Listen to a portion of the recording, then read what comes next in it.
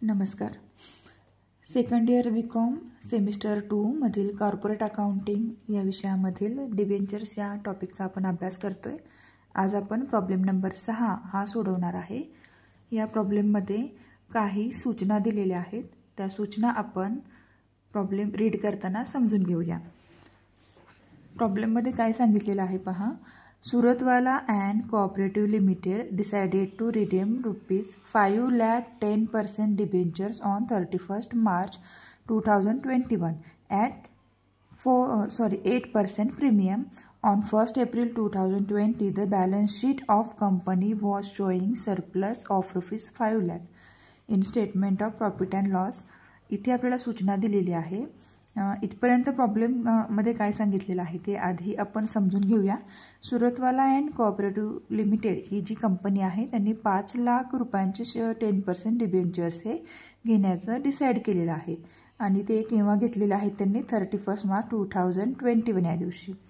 तर त्यांनी इथे 8% प्रीमियम दिलेला आहे आणि 1 एप्रिल 2020 या दिवशी 1 एप्रिल 2020 म्हणजे 31 मार्च हे क्लोजिंग इयर दिलेलं आहे आणि 1 एप्रिल हे ओपनिंग इयर दिलेलं आहे. म्हणजेच की याच वर्षी ओपनिंग इयरला बॅलन्स शीट कंपनीचं 5 लाख रुपयांचं बॅलन्स शीट आपल्याला पाहायला मिळालेलं होतं आणि त्या बॅलन्स शीटला statement of profit and loss असं नाव दिलं होतं. मग आता इथून पुढे इथे आपल्याला एक नोटीस किंवा एक रूल सांगितलेला आहे त्यांनी की according to Companies Act 2013, Profit and Loss account now becomes Statement of Profit and Loss account. म्हणजे कंपनी ॲक्ट 2013च्या आधी काय होतं हे प्रॉफिट अँड लॉस अकाउंट असं मेन्शन केलं जात होतं. परंतु कंपनी ॲक्ट 2013च्या ॲक्टनुसार आता याचंच नाव statement of profit and loss account असं देण्यात आलेलं आहे. ठीक आहे. हा एक रूल आहे जो आपल्याला मल्टिपल चॉईस क्वेश्चनसाठी विचारला जाऊ शकतो किंवा ट्रू ऑल फॉल्ससाठी सुद्धा विचारला जाऊ शकतो. द डिबेंचर्स रिडम्पशन रिझर्व म्हणजे याचा शॉर्ट फॉर्म आहे DRR. Debenture redemption reserve accounts balance was ₹2,50,000. The company invests the amount in DRR investment amount as per provision made under company's share and debentures rule 2014. आता या ठिकाणी आपल्याला रूल्सनुसार investment किती percentage करायची आहेत हे आपल्याला पाहायचं आहे. इथे प्रॉब्लेममध्ये आपल्याला पर्सेंटेज दिलेली नाही आहेत किंवा डिस्काउंटची अमाऊंटही दिलेली नाही आहे. परंतु इथे जो रूल दिलेला आहे 2014चा कंपनी ॲक्ट 2013 मधील रूल जो दिलेला आहे 2014चा यानुसार आपण ते सर्च करूया किंवा शोधून काढूया. आपल्याला पुस्तकामध्ये ते सर्व काही लिहून दिलेलं आहे. On 1 April of every year the company earn 10% interest per annum on this investment and realise this investment are realise at par. The cash at bank ₹4 lakh. त्यांनी काय सांगितलेलं आहे पुढे debentures interest is payable annually 31 March at the end of financial year. म्हणजे डिबेंचर्सचं हे जे annually payable जो आहे इंटरेस्ट तो प्रत्येक वर्षी 31 मार्च याच तारखेला एंड करायचा आहे, शेवट करायचा आहे. Give the journal entries in the books of company for the financial year 2020-2021. आता इथे आपल्याला जर्नल एंट्रीज करायच्या आहेत. अशा प्रकारे जर्नल तयार करून घ्यायचं आहे. इथे सुरुवातीला वरती लिहायचं Suratwala and cooperative limited company. इथे जो दिलेला आहे नाव Suratwala and cooperative limited company त्याच्या खाली जर्नल एंट्रीज अशा प्रकारे हे आपण कॉलम तयार करून घ्यायचे आहे. जर्नल तयार करून घ्यायचं आहे. डेट पर्टिक्युलर कॉलम असणार आहे. डेबिट रुपीज आणि क्रेडिट रुपीजचा इथे कॉलम असणार आहे. आता आपल्याला सुरुवातीला 1 एप्रिल 2020ची एंट्री तयार करायची आहे, बनवायची आहे. आता इथे आपण किती लाख रुपयांचं डिबेंचर्स घेतलेले आहेत इथे पहा 5 लाख रुपयांचं डिबेंचर्स घेतलेलं आहे आणि याच्यावरती डिस्काउंट किती आहे हे माहिती करून घेण्यासाठी आपल्याला कंपनी ॲक्ट 2013 नुसार रूल नंबर 2014 हा चेक करायचा आहे. मग आता हे सगळी इन्फॉर्मेशन आपल्याला या ठिकाणी दिली जाते. इथे पहा आपल्याला इन्फॉर्मेशन दिलेली आहे. या ठिकाणी आपण पाहू शकतो companies act 2013 applicable shares and debentures rule 2014. तो सेम या ठिकाणी आपल्याला दिलेला आहे companies act 2013 share and debentures rule 2014. या रूल्सनुसार हे जे ॲप्लिकेबल रूल्स आहेत या रूल्सनुसार share capital and debentures rules 2014 नुसार काही इम्पॉर्टंट रूल्स इथे आपल्याला दिलेले आहेत. मग त्यापैकी आपण जो रूल घ्यायचा आहे की या ठिकाणी पहा DRR जो दिलेला आहे म्हणजे डिबेंचर्स रिडम्पशन रिझर्व दिलेला आहे. Every company required to create DRR must set aside a sum which shall not be less than 15% of the amount of its debentures maturing during the year ending 31st March of next year and must be invested or deposited before 13th April of this year in any one or more of the following methods namely. आता इथे आपल्याला methods दिलेले आहेत. याच्यामध्ये काय सांगितलेलं आहे पहा की या ठिकाणी पहा the must aside a sum which shall not be less than 15% of the amount. मग आता प्रॉब्लेममध्ये आपल्याला या ठिकाणी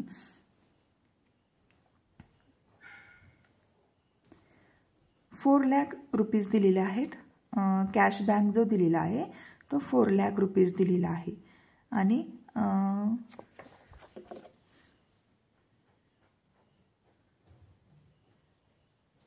त्यानंतर हे जे 4 लाख रुपीज आहेत ते 15%पेक्षा कमी नाही आहेत तर जास्त आहेत. त्याच्यामुळे आपण या ठिकाणी काय करणार आहोत या रूल्सनुसार इथे जो रूल्स दिलेला आहे त्या रूल्सनुसार आपण 15% डिस्काउंट या ठिकाणी चार्ज करणार आहोत. या रूल्सनुसार 15% डिस्काउंट या ठिकाणी चार्ज करणार आहोत. त्यामुळे investment done as per companies share and debentures rule 2014 हा जो रूल इथे दिलेला आहे 2014चा की तो आपल्याला 15% डिस्काउंटनी या ठिकाणी अमाऊंट चार्ज करायची आहे. म्हणजे प्रॉब्लेममध्ये आपल्याला डिस्काउंटची अमाऊंट दिलेली नाही आहे पण रूल्सनुसार ही अमाऊंट आपण शोधू शकतो. मग आता इथे आपली अमाऊंट आहे 5 लाख रुपये. आपण घेऊया गुणुले 15% 75,000 रुपये ही आपली डिस्काउंटची अमाऊंट इथे आलेली आहे. म्हणजे इथे एंट्री कशी होणार 10% debentures redemption investment account debit to bank account. ही जी अमाऊंट आहे 15% डिस्काउंटची ती आपल्या बँक अकाउंटमध्ये आलेली आहे. त्यामुळे बँक अकाउंटला आपण क्रेडिट केलेलं आहे. त्यानंतर पुढची एंट्री दिलेली आहे पहा डिबेंचर्सची एंट्री. आपण 10% डिबेंचर्सची एंट्री 10% डिबेंचर्सची एंट्री आपल्याला करायची आहे. या ठिकाणी पहा 10% डिबेंचर्स दिलेले आहेत आणि अमाऊंट आहे 5 लाख रुपीज. 5 लाखावरती 10% डिबेंचर्स चार्ज केल्यानंतर आपल्याला अमाऊंट मिळते 50,000. ठीक आहे. आपण करून पाहूया 10%. अशा प्रकारे 50,000 ही अमाऊंट आपल्याला इथे मिळालेली आहे. एंट्री आपली इथे स्पष्ट सांगितलेलं आहे debenture interest is payable annually 31st March at the end financial year. म्हणजे इथून पुढच्या आपल्या सगळ्या एंट्रीज 31st मार्चलाच होणार आहेत. Debentures interest account to debit to debentures holders account. इथे जो 10% इंटरेस्ट चार्ज केलेला आहे तो डिबेंचर होल्डर्सच्या अकाउंटला येणार आहे. त्याच्यामुळे आपण डिबेंचर्स होल्डर्सचं अकाउंट क्रेडिट साईडला दिलेलं आहे आणि क्रेडिट साईडला पोस्टिंग केलेलं आहे. त्यानंतर डिबेंचर्स होल्डरच्या अकाउंटला जे पैसे आलेले आहेत तेच पैसे आपण बँक अकाउंटला ट्रान्सफर करणार आहोत. सेम डेट येणार डिबेंचर्स होल्डर्स अकाउंट, म्हणजे यांच्या डिबेंचर होल्डर्स अकाउंटच्या अकाउंटमधून अमाऊंट बँक अकाउंटला येणार. त्याच्यामुळे डिबेंचर होल्डर्सला या एंट्रीमध्ये आपण डेबिट करणार आहोत आणि बँकेमध्ये पैसे येणार असल्यामुळे बँक अकाउंटला क्रेडिट करणार आहोत. ठीक आहे. आता यापुढची एंट्री आपण करूया. बँक अकाउंटची एंट्री जी आपली इंटरेस्ट आलेला आहे 5 लाखावरती 15% इंटरेस्ट आलेला आहे. त्या इंटरेस्टवरती आपल्याला 10% डिबेंचर्स कंपनी 10% इंटरेस्ट चार्ज करायचा आहे. त्याच्यामुळे बँकेने हा इंटरेस्ट आपल्या डिबेंचर्स अकाउंटमधून चार्ज केलेला असल्यामुळे bank account debit to interest on debentures redemption account 75,000. इथे पहा 75,000वरती आपण 10% डिस्काउंट काय केलेला आहे, इन्व्हेस्टमेंट हा लागू केलेला आहे. 75,000वरती 10% म्हणजे 7,500. ही एंट्री लक्षात आली असेल. आता पुढच्या एंट्रीज बघूया आपण. सेम एंट्री असणार आहे, फक्त ते जे इंटरेस्ट चार्ज केलेला आहे तो इंटरेस्ट आपल्या डिबेंचर्स रिडम्पशन इन्व्हेस्टमेंट अकाउंटला येणार आहे. त्याच्यामुळे या ठिकाणी आता बँक अकाउंटला आपण डेबिट करणार आणि डिबेंचर्स रिडम्पशन इन्व्हेस्टमेंट अकाउंटला क्रेडिट करणार आहोत. डेट सेम तीच असणार आहे. Bank account debit 75,000 to debentures redemption investment account 75,000. Narration येणार being realised debentures redemption account investment at par. ठीक आहे. आता statement of profit and loss अकाउंटची जी आपल्याला या ठिकाणी अमाऊंट दिलेली आहे 2,50,000 ही अमाऊंट दिलेली आहे. DRRची ही अमाऊंट आहे. ती आपण अमाऊंट या ठिकाणी मेन्शन करणार आहोत.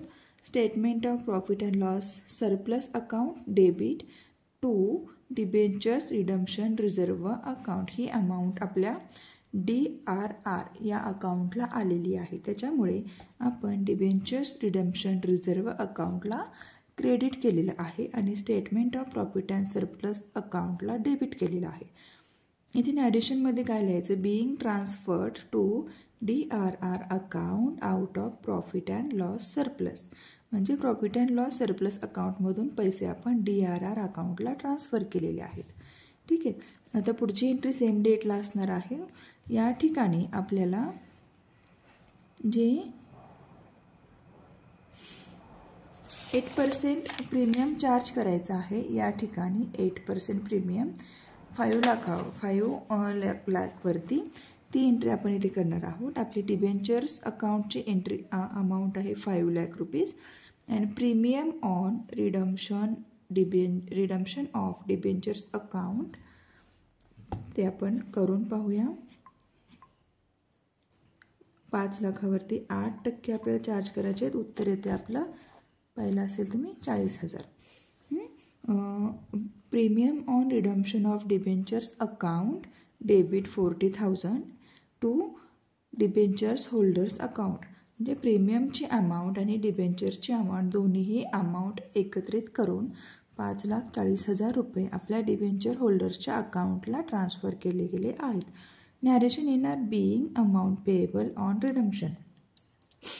ठीक आहे. आता पुढची एंट्री असणार आहे सेम हीच एंट्री, जे पैसे डिबेंचर होल्डर्सच्या अकाउंटला आलेले आहेत हे पैसे तेच आपल्या बँक अकाउंटला घ्यायचे आहेत.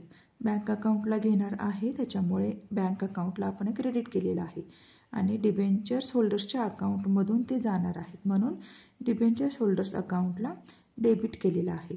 Debenture holders account debit to bank account 5,40,000 5,40,000.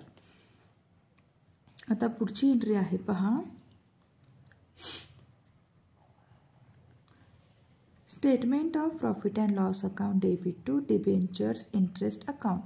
He entry आहे जी आपण 10% डिबेंचर्सची जी अमाऊंट आहे त्याच्यावरती चार्ज करणार आहोत, म्हणजे 5 लाखावरती 10% डिबेंचर्स इंटरेस्ट चार्ज केल्यानंतर अमाऊंट मिळते 50,000 50,000. यानंतर पुढची एंट्री असणार आहे 75,000 जे अमाऊंट आपली आलेली आहे या ठिकाणी त्याच्यावरती आपण जे 10% DRR इन्व्हेस्टमेंट आणि इंटरेस्ट चार्ज केलेला होता त्याची interest on debentures redemption investment account debit 7,500 debit to statement of profit and loss account 7,500 interest received on DRR म्हणजे हे नॅरेशन आहे interest received on profit and loss being interest received on DRR investment account transferred to statement of profit and loss account. आणि यानंतर ही जी शेवटची entry इथे mention केलेली आहे जी debentures amount आहे पूर्णपणे 5 लाख त्याच्याशी संबंधित ही एंट्री आहे debentures redemption reserve account debit to general reserve account 31 मार्चची एंट्री आहे. कोणत्याही रिडम्पशन अकाउंटला जेव्हा आपण पैसे पाठवतो ते पैसे सगळ्यात शेवटी आपल्या जनरल रिझर्व्ह अकाउंटला ट्रान्सफर होतात. Transfer being transfer of DRR account balance to general reserve account 5 lakh. तर अशा प्रकारे आपला डिबेंचर्सचा हा 6वा प्रॉब्लेम या ठिकाणी कंप्लीट झालेला आहे.